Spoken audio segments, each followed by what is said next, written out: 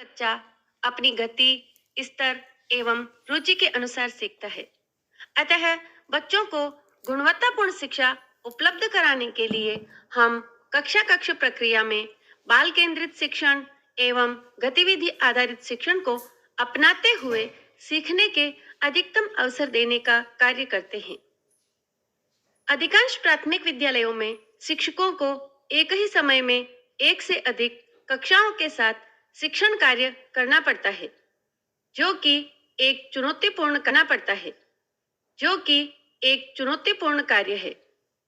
इस स्थिति में हमारे शिक्षण में बहुकक्षीय, बहुस्तरीय, मल्टी लेवल, मल्टी ग्रेड विधा पर आसानी से कार्य कर सकते हैं।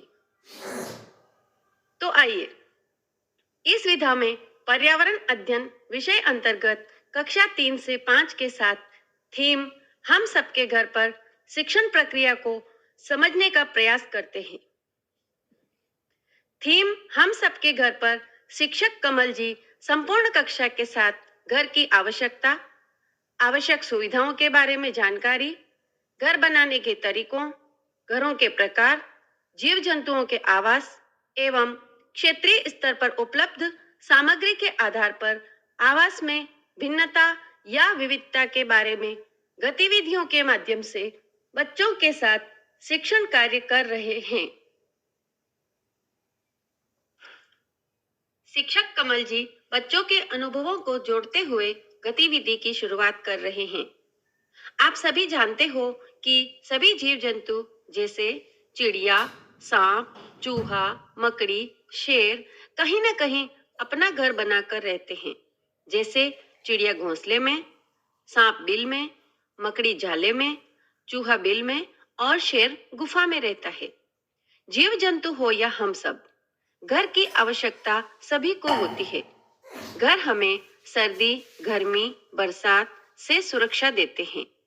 घरों में हम अनेक प्रकार की सुविधाएं मिलती है। तो अब आप बताइए कि हमें घरों में कैसी कैसी सुविधाएं मिलती है?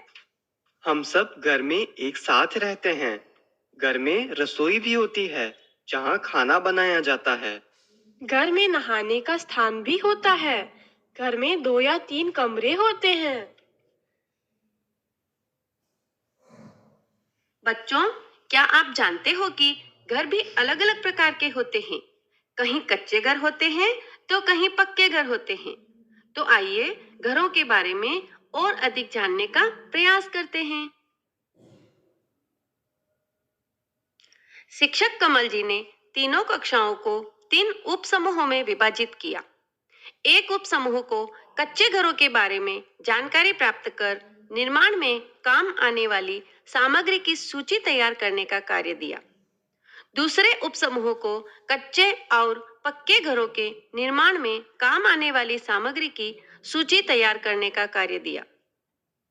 तीसरे उप समूह को घर हमारी किस प्रकार सुरक्षा करते हैं, साथ ही घरों में मिलने वाली सुविधाओं की सूची तैयार करने का कार्य दिया।